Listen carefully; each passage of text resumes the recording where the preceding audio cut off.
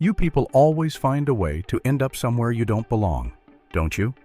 I'm a United States Navy SEAL medic with federal security clearance, and I am 7 minutes from my front door. Sir, I belong everywhere.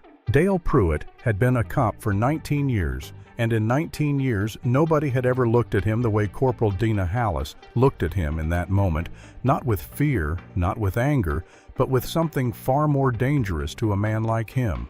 She looked at him the way someone looks at a problem they have already solved. He didn't know that yet. He was still holding a small bag of narcotics between two fingers like a man who had just made a discovery. He was still certain that what he had set in motion on that dark stretch of Elm Ridge Road was finished, that she would be processed, charged, and swallowed by a machine that had protected men like him for nearly 2 decades. He was still smiling when he put the handcuffs on her. 40 feet away, mounted on the corner post of a neighbor's porch, a Ring security camera blinked with a small, steady green light. Pruitt never looked at it. Why would he? He had done this before. Different road, different name, different face, same jacket, pocket, same fabricated smell, same paperwork filed the same way. It had always worked. What Dale Pruitt could not have known, what he would spend the rest of his life trying to understand, was that the woman sitting calmly in the back of his cruiser had spent 15 years preparing for exactly this kind of darkness. Not this road, not this night specifically, but every moment, in every impossible place where the conditions were designed to break a person, and she had simply refused to break. By morning, the camera footage would be in the hands of people who had been waiting years for exactly this kind of evidence. By morning, Dale Pruitt's career would be over. Stick around, because the moment those station doors open and the footage starts playing, everything Dale Pruitt believed he was untouchable for is about to be handed directly to the people who will dismantle him with it piece by piece, with no room left for any of his usual escapes. It was a Tuesday night in late July, the kind of night where the heat from the day hadn't fully released yet, and the air still carried the faint smell of warm asphalt and cut grass. The particular stillness of a residential neighborhood where people had been asleep for hours, and the only things moving were the occasional moth circling a porch light and the quiet hum of central air conditioning units doing their work behind closed windows. Corporal Dina Hallis had been on her feet since 6 that morning. She was still wearing her hospital scrubs, dark navy press that morning, but carrying 16 hours of trauma bay work in every crease by now, and her Navy SEAL medical badge was still clipped to her collar, catching the glow of the dashboard instruments in the dark interior of her 2019 Honda Accord. She had not eaten since noon. Her feet ached with the specific bone-deep exhaustion that only comes from standing on hard institutional flooring for a double shift. She was 7 minutes from home from her couch from the plate of leftovers she had been thinking about since approximately 4 in the afternoon. She placed both hands on the steering wheel before the cruiser lights even fully activated behind her.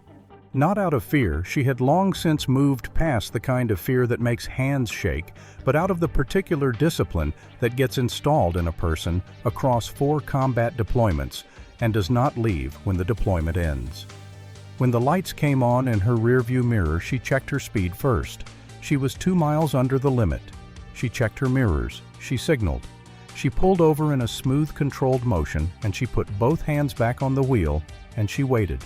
Dina Hallis grew up in rural Georgia, in the kind of small town where the nearest grocery store was a 20-minute drive, and the rent was always due about 3 days before the paycheck arrived. Her mother, a woman named Gloria, who worked a day shift cleaning offices in a medical building and a night shift stocking shelves at a pharmacy, raised Dina alone after Dina's father left when Dina was 4 years old. Gloria did not discuss this at length. She did not explain it or apologize for it. She worked and she loved her daughter, and she carried in her posture the unspoken expectation that Dina would build something with her life that Gloria herself had never had quite enough runway to build with hers. Dina heard that expectation clearly. She carried it like a second spine for as long as she could remember. She walked into a Navy recruitment office in Columbus at 19 years old with one specific goal: to earn enough to pay for medical school, and found instead that the structure of military life recognized something in her that nothing else ever had the absolute uncompromising demand that a person perform at their highest level, regardless of how they felt, what they feared, or what the conditions around them looked like. She did not just serve.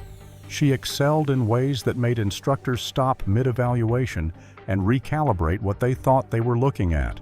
4 deployments, 2 commendations for valor under fire, a path to Navy SEAL medic that demanded everything she had and received every bit of it. Her unit still told one story about Dina Hallis, never in any official report, but passed down the way military stories travel quietly between people who were there. During her 3rd deployment, a building took a direct hit. 2 floors collapsed. Power gone, no equipment, an enemy unit working its way up from the ground floor. A teammate named Rivera had taken shrapnel to his femoral artery and was bleeding out in the dark.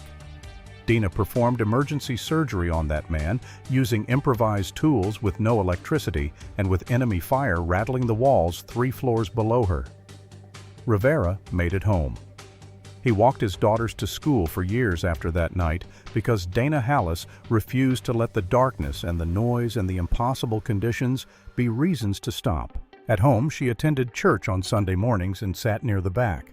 Every other Saturday, she volunteered at a free clinic in a neighborhood the county health system had chronically underfunded. Her colleagues at Crestview Regional Hospital, people who worked emergency trauma, people who had seen everything described her with the same word every time someone asked. Calm, not detached, not cold. Calm the way deep water is calm still on the surface with enormous force moving underneath. 6 months before that Tuesday night on Elm Ridge Road, a colleague named Ethan Marsh, a physician's assistant who had worked the same floor as Dina for 3 years, was robbed in the hospital parking lot on a Wednesday evening after a late shift. His wallet, his keys, his laptop bag.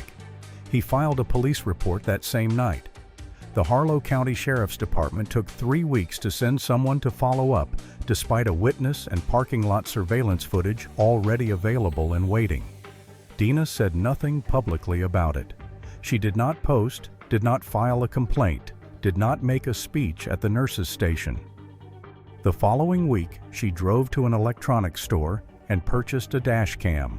She installed it herself in the parking lot of the store that same afternoon, set it to activate the moment her ignition turned on, and configured it to upload automatically to a cloud backup she could access remotely from her phone. She told Ethan it was just a precaution. It had been running every single day since. Dale Pruitt had been an officer with the Harlow County Sheriff's Department for 19 years, and for 19 years he had occupied the same position, carried the same rank, and delivered the same explanation for why that was the case whenever the subject came up at the bar he frequented on Route 7 after his shifts ended. He was too honest, he said, too direct. The department rewarded people who knew how to smile and shake the right hands, and Dale Pruitt had never been that kind of man, and he refused to start. That was the story he told. The story the paperwork told was considerably different. In the past 5 years alone, 4 formal complaints had been filed against Dale Pruitt. 4 separate individuals, all of them Black or Latino. All of them stopped on Highway 11. All of them describing encounters with language like threatening, racially motivated, and unlawful search. 4 complaints. 4 times the department investigated. 4 times the complaints were quietly dismissed without disciplinary action, each one signed off with the notation "insufficient grounds for action" by the same supervisor every single time. That supervisor was Lieutenant Gary Colton. Gary Colton was Dale Pruitt's brother-in-law of 14 years. They went fishing together on weekends. Their families shared Thanksgiving dinner at Colton's house in November, and the Pruitts brought the same green bean casserole every year, and everyone ate it, and nobody mentioned the complaints. There was also the matter of the body camera. In 3 years of the department's mandatory body cam program, Dale Pruitt's camera had suffered technical malfunctions on 9 separate occasions, 9 always during use of force incidents or contested arrests, always at precisely the moments when footage would matter most. The department's internal review noted this pattern in 2 separate written memos and recommended a full equipment audit. Both memos were filed by Gary Colton. No audit was ever conducted.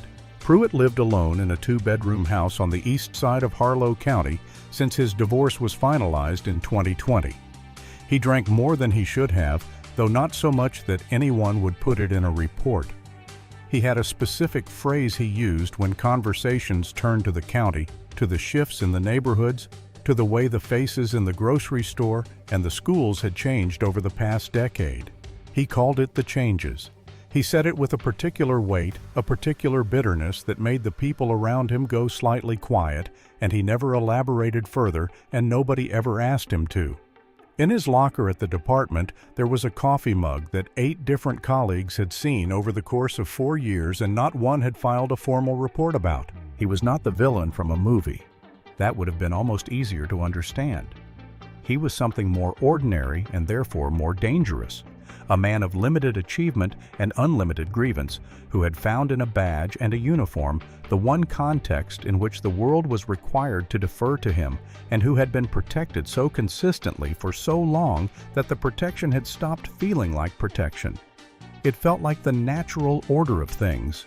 He no longer experienced it as being shielded. He experienced it as simply being right. On that Tuesday night, Pruitt had been parked on the shoulder of Elm Ridge Road for 35 minutes. He had already run 2 plates. 2 black drivers let one pass, issued a fabricated equipment violation to the other, a tail light a mechanic would later confirm was in perfect working order.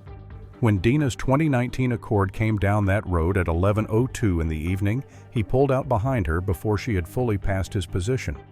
There was no broken light, no erratic driving, no traffic violation of any kind, not even a pretextual one.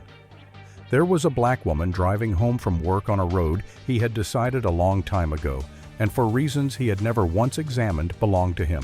He followed her for 2 full minutes before he turned the lights on. 2 full minutes of running her plate, confirming her registration was clean, her license valid, her record completely spotless, and then he turned the lights on anyway. Dina had pulled over on the gravel shoulder with the kind of smooth, controlled precision that looks effortless only because the person doing it has practiced being calm under far worse conditions than a traffic stop. Both hands were visible on the steering wheel before Pruitt had even reached her window. She had already taken stock of her surroundings, the way she always did. It was not a conscious decision. It was the kind of automatic environmental awareness that gets burned into a person after enough time in places where knowing what was around you was the difference between making it home and not. And she had noted the Ring camera on Drew Calloway's porch across the road, its small green indicator light blinking with the patient, indifferent rhythm of a device simply doing its job in the dark.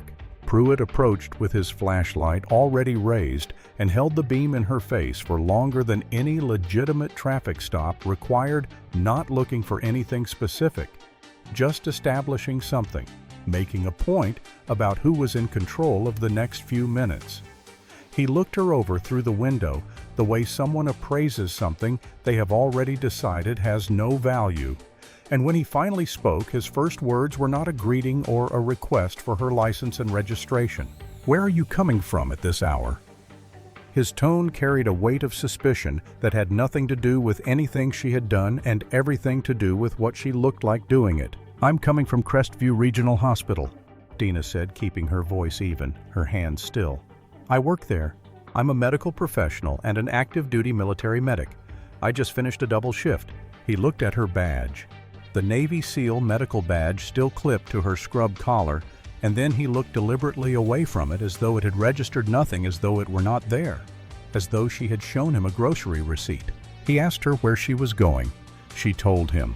He asked whether she always took Elm Ridge Road home. She said she did. Then he leaned against the door frame and let a slow smile cross his face. Not warm, not friendly. The specific smile of a man who is anticipating something the other person is not yet aware of. And he told her that people like her always seem to end up on roads they had no business being on at this hour of the night. And he stopped himself before he finished the sentence, but only barely. And the word he swallowed sat in the air between them anyway, present and unmistakable to anyone paying the slightest bit of attention. Dina looked at him. She repeated his phrase back to him, not as a question, not with any elevation of emotion, but flatly and precisely, the way someone reads a statement into the official record so that its contents cannot later be disputed or reinterpreted. Something shifted in Pruitt's face at that. Not embarrassment, not shame. Something colder, the expression of a man who had decided that being challenged made him angrier rather than more careful, and who had enough institutional protection behind him that anger had never once cost him anything before. "Step out of the vehicle," he said. On what legal grounds? Officer Dina asked clearly, without aggression, the way someone asks who knows the exact legal weight of the question they are putting on the table. "On the grounds that I have a badge and I'm telling you to," Pruitt said. And then when she identified herself again, full name, rank, Corporal Dana Hallis, active duty, United States Navy SEAL, federal security clearance. He repeated her rank back to her with a slow, deliberate contempt, drawing out each syllable the way someone repeats a joke they find poorly constructed. He told her he did not care about her rank or her title or what she thought that meant. He told her that out here on his road at this hour, all of that amounted to exactly nothing. He recovered his voice quickly after that, smoothing it back into something that sounded almost procedural. He told her he detected an odor coming from the vehicle. He said it gave him probable cause. He told her she could step out cooperating or step out in handcuffs, and he presented it as her choice, the way people present choices that are not actually choices at all. Dina opened the door and stepped out. Hands visible movement slow and deliberate, the way a person moves when they know someone is looking for a reason and they are determined at every level of their being not to provide one. What happened in the next 60 seconds had been done before on other roads with other names. Pruitt reached into his jacket pocket. He moved to her glove compartment. He stepped back and turned around, holding a small bag of narcotics between two fingers, raised slightly as though he had just made a discovery in the dark. He had not discovered anything. He had carried it from his own pocket to her car in under 10 seconds on a road where he believed with absolute certainty that no one was watching and nothing was recording. Dina did not cry. She did not beg. She did not raise her voice or let her composure fracture by a single visible degree, because she was a woman who had held a bleeding teammate together with her bare hands in a collapsed building with enemy fire working its way up through the floors below her, and a planted bag in a corrupt officer's hand on a suburban road in Harlow County was simply not the thing that was going to be the thing that broke her. Instead, she did something quiet and deliberate and entirely invisible to Dale Pruitt. She looked across the road. 40 feet away, mounted on the corner post of Drew Calloway's porch, the Ring security camera blinked its small, steady green light back at her like a witness that required no oath and could not be intimidated and had been watching the entire time. She held that look for exactly 1 second, long enough to confirm the angle, confirm the field of view, confirm that what she needed it to have captured was almost certainly within its frame, and then she looked straight ahead. Pruitt did not notice. He was already reaching for his handcuffs, already composing the report in his head, already certain that what he had set in motion was finished and clean and would move through the system the way it always had. The handcuffs ratcheted shut with a sharp metallic click that sounded different in a way that is difficult to explain and impossible to unhear when the person wearing them has done absolutely nothing wrong. The green light kept blinking in the dark as the cruiser pulled away, patient and indifferent, and finished with absolutely nothing yet. Pruitt processed Dina at the station with the practiced, distracted efficiency of someone who had done this enough times that it no longer required his full attention. Fingerprints photographed personal property, logged and bagged forms initialed in the right places. He moved through each step the way a person moves through a routine they stopped thinking about years ago. He was already thinking about getting home. He was thinking about what was in his refrigerator and whether it was worth stopping somewhere on the way. He was not thinking about what Dina Hallis was going to do the moment the processing was complete, because it had simply never occurred to him that she would do anything other than what everyone else had done: go quiet, go small, and let the machine grind forward. She waited. She let him finish. She stood straight with her hands folded in front of her and her expression giving away nothing at all. And then, in a voice that was completely unhurried and precise and absent of even a trace of panic, she spoke. She gave her full legal name, her rank, her branch of service, her federal security clearance, classification. A sequence of designations that carried very specific institutional weight for anyone with enough knowledge to understand what they meant. And then she made one single, clearly stated request. Her commanding officer needed to be notified immediately, pursuant to the mandatory military protocol that governed the detention of active duty personnel by civilian law enforcement. She did not frame this as a request. She did not soften it into a question or wrap it in apology. She delivered it the way someone states a fact that exists whether or not anyone in the room currently wishes it to be true.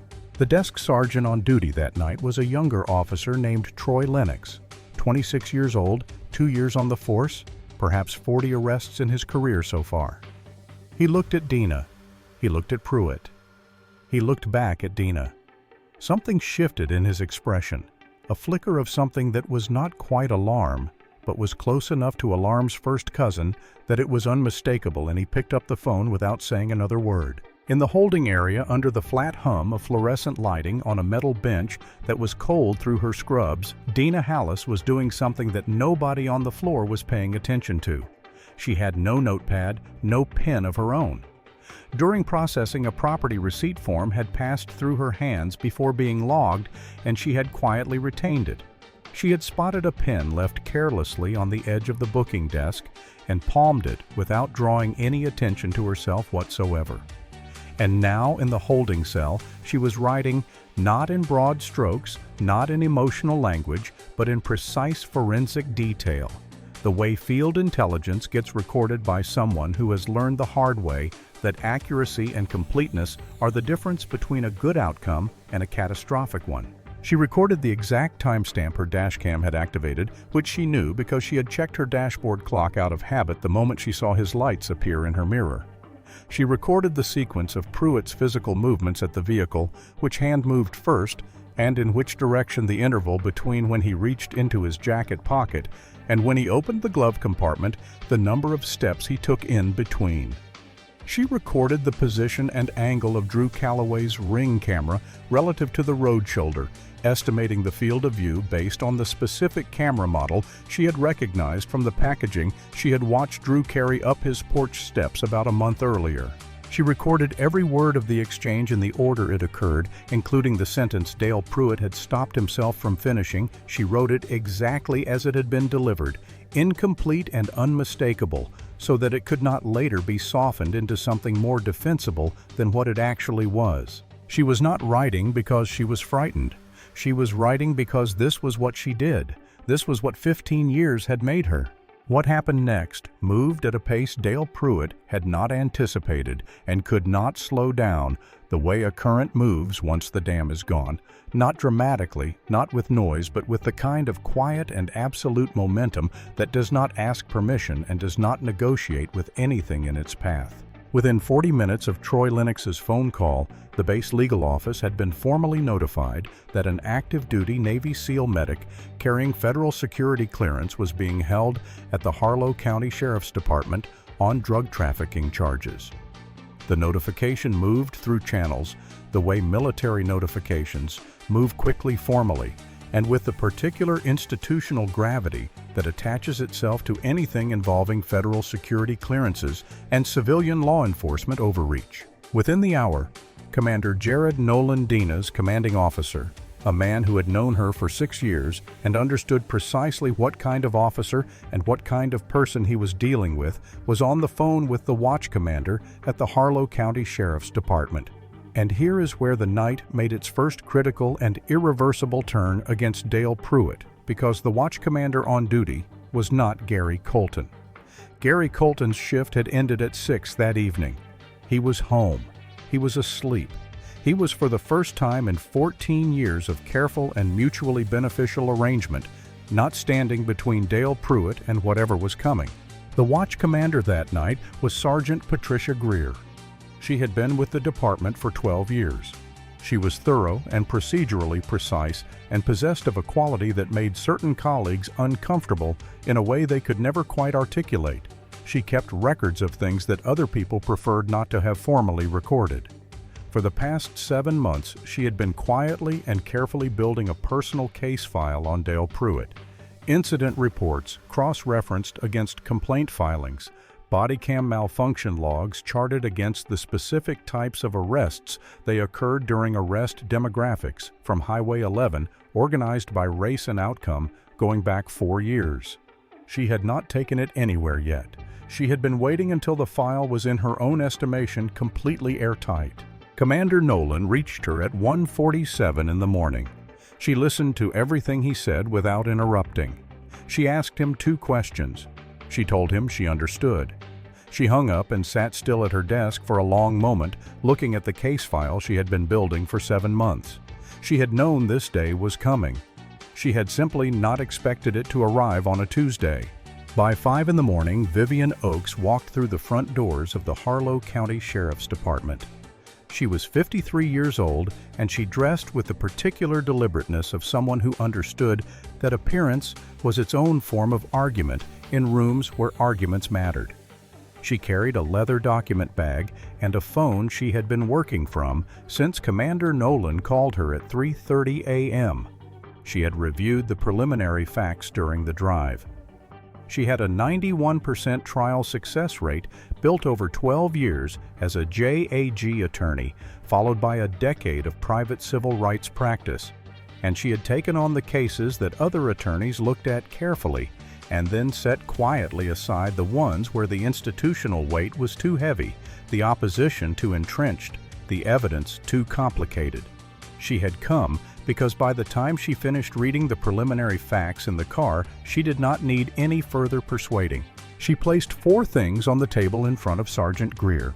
First, Dina's full service record and active duty military status, and a precise explanation of how that status triggered immediate federal jurisdiction questions that complicated and potentially invalidated the arrest under civilian authority.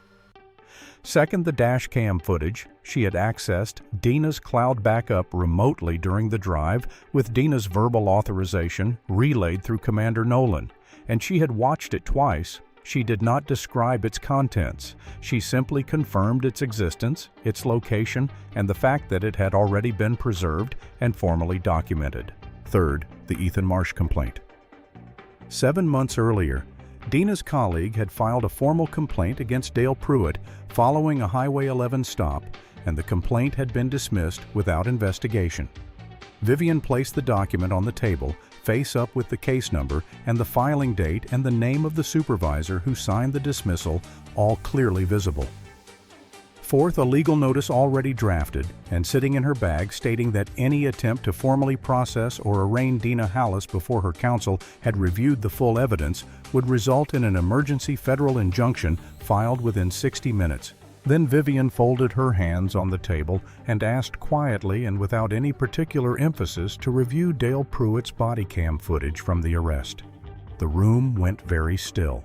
She was told that the camera had experienced a malfunction. She nodded once slowly, the way someone nods upon receiving information they already had and were simply waiting to hear confirmed aloud. She had known before she walked through the door. She had reviewed his departmental record during the drive. 9 malfunctions in 3 years. She had asked the question not to receive new information, but to observe what happened in the room when the answer was delivered, to see who looked where, to understand the precise shape of what she was about to dismantle. By 7 in the morning, Sheriff Leonard Foss had been woken at home by a phone call that required him to get dressed and drive in personally, and he arrived to find a conference room already occupied by Vivian Oakes, Commander Jared Nolan, Sergeant Patricia Greer, and a pale and visibly diminished Gary Colton, who had been called in from home and who was beginning to understand with the slow and terrible clarity of a man watching a building he constructed. With his own hands collapse in real time that 14 years of protecting Dale Pruitt had just transformed overnight from an asset into a liability he was going to have to account for personally in detail with documentation. They watched the dash cam footage first. It was 38 seconds long, night vision quality sharp and unambiguous in the way that good footage is always most damning, not dramatic, not cinematic, just clear and complete and patient. It showed Dale Pruitt's right hand moving to his jacket pocket. It showed him removing an object. It showed him placing that object inside the glove compartment. It showed him stepping back. It showed him turning with the bag raised between two fingers as though he had just made a discovery in the dark. 38 seconds. Every second accounted for. Nothing open to interpretation. Nothing that could be reframed or recontextualized or explained away by a sympathetic union representative or a friendly internal affairs captain who happened to also be the arresting officer's brother-in-law. Then they watched the ring camera footage. It was wider shot from across the street, capturing the entire shoulder of Elm Ridge Road from the moment Pruitt's lights had activated. It showed everything the dashcam had shown from a different angle, which meant the same 38 seconds of evidence now existed from two independent, unconnected sources that had never been in the same room and could not possibly have coordinated their accounts. But it also captured something the dashcam had: not 6 full seconds of Dale Pruitt sitting completely motionless in his cruiser before he stepped out to approach the vehicle. 6 seconds that investigators would later use to confirm what the dispatch records already showed in their absence, which was that he had never called in the stop. There was no dispatch report, no official record of the stop existing anywhere in the department system because it was never a real stop. It was a setup constructed and executed by a man who had been careful enough to keep it off the radio and careless enough to conduct it in front of 2 cameras he did not know existed and had never thought to check for. Nobody in that conference room spoke when the footage ended. The silence that followed was not the silence of people processing information. It was the silence of people who had processed the information already and were now simply sitting with what it meant. Vivian spoke first. Her voice carried the same even, unhurried tone it always carried, the voice of someone for whom being right in rooms like this one had become, over the course of a long career, simply what she did. She laid out the charges she intended to see filed, naming each one with the clean precision of a surgeon naming instruments before an operation: evidence tampering, filing a false police report, civil rights violation under color of law, and obstruction of justice. She then turned and looked directly at Gary Colton and informed him that she would be filing a records request for every formal complaint ever submitted against Dale Pruitt, every body cam malfunction report in his service history, and every arrest record from Highway 11 going back 5 years. She held his gaze for the duration of that statement. Gary Colton did not hold hers. He looked at the table. He looked at his own hands. He looked at a fixed point on the wall that seemed to offer more comfort than anything else in the room, which was not much comfort at all. Then Vivian addressed the room as a whole, without drama, without any performance of outrage, and told them plainly that this department had been used for years, and with institutional cover, as a personal instrument of racially motivated harassment, and that it ended today. Nobody argued. Nobody offered a defense or a counterpoint or an alternative framing of what the footage clearly showed. Nobody in that room said a single word in response, and the silence of people who have run out of things to say with cameras already loaded in the cloud and a federal attorney sitting across from them is a very particular kind of silence. It sounds exactly like the end of something. Dale Pruitt came back for his morning shift the way he always did after a night arrest. A little tired, carrying the specific low-grade satisfaction of a man who believes he has handled something and handled it cleanly. He poured himself a cup of coffee from the break room machine, the kind of bad institutional coffee that tasted like it had been sitting on the burner since approximately the previous administration, and he leaned against the counter, and he was not worried, not in any meaningful way, because he had been in minor trouble before and he knew how it worked. The complaint would make noise for a week and then go quiet the way complaints always had. Gary was in the building. The body cam had malfunctioned, unfortunate, explainable. The 11th time was not categorically different from the first 9. The report was filed. The narrative was set. He had done everything he always did, and it had always been enough before. He was thinking about whether the cafeteria was open yet when Sheriff Leonard Foss walked through the break room door. Foss was not a man who showed a great deal on his face. Under normal circumstances, 22 years in law enforcement had given him the particular kind of face that people in long careers develop, composed and unreadable as a matter of professional habit. But there was something in the way he entered that break room. The specific stillness of him, the total absence of any preliminary small talk, the way he pulled out the chair directly across from Pruitt and sat down without being invited, and without explaining himself, that registered in Pruitt's body before his conscious mind had fully caught up with what it was registering. Not alarm exactly, not yet, but the biological precursor to alarm, the thing that moves through a person before the named emotion arrives. Foss reached into his breast pocket. He placed Pruitt's badge on the table between them and slid it to the center, and he told Pruitt to slide it back. Pruitt looked at the badge. He looked at Foss. He looked at the badge again sitting there on the table between them like a question that had already been answered. He asked about his union representative. Foss told him the representative had already been notified and had been informed of the nature of the footage. He said the word footage, and he let it sit in the air between them without elaborating, without explaining, without offering Pruitt any handle to grab onto. And then he told him that federal investigators from the Civil Rights Division of the Department of Justice had been contacted. The break room was very quiet. Somewhere down the hall, a phone rang twice and stopped. The fluorescent light above the table hummed the way fluorescent lights always hum, continuous, indifferent, entirely unbothered by what was happening directly beneath it. Pruitt turned it over. He had been turning things over in difficult moments for 19 years, and there had always been something to find a leverage point, an angle, a version of events that could be shaped into something survivable. A supervisor who understood that good officers sometimes made judgment calls in the field that looked worse on paper than they were in practice. A complaint that could be reframed, a witness whose credibility could be questioned, a door left open just enough. He looked at Leonard Foss's face and understood for the first time in 19 years that there was no door this time, not even a crack. He asked quietly, and the arrogance was completely gone from his voice, now replaced by something much smaller and much more recognizable, whether there was any way to resolve the matter without it going further, whether there was any path at all that kept what was happening contained to this room. Foss stood up. He straightened his jacket with the unhurried motion of a man who has said everything he came to say, and he walked out of the break room without a single word in response. The silence he left behind was not empty. It was the heaviest thing in the room, and it was its own complete and final answer, the one that said without any room for appeal or reinterpretation that Dale Pruitt's 19 years were over.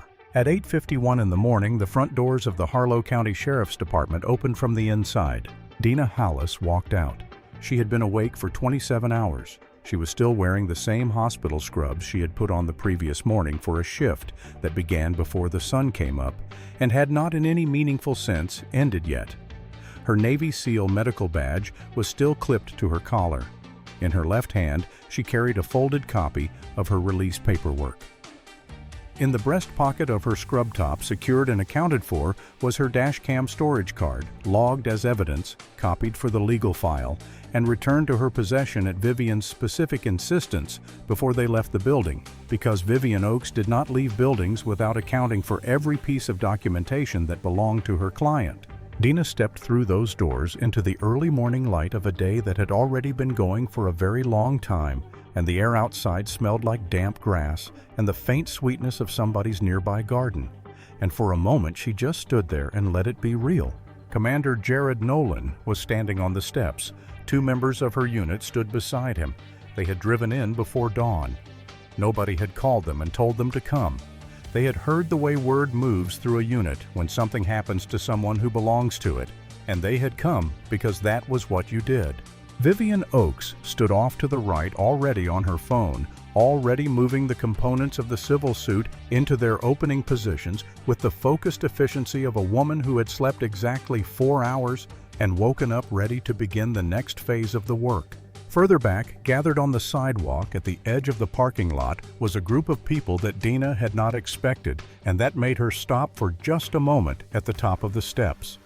Neighbors, members of her church, colleagues from Crestview Regional Nurses, a resident, the attending physician from the trauma bay who had worked alongside her the previous afternoon through a 6-hour stretch of cases that would have been described as relentless on a good day.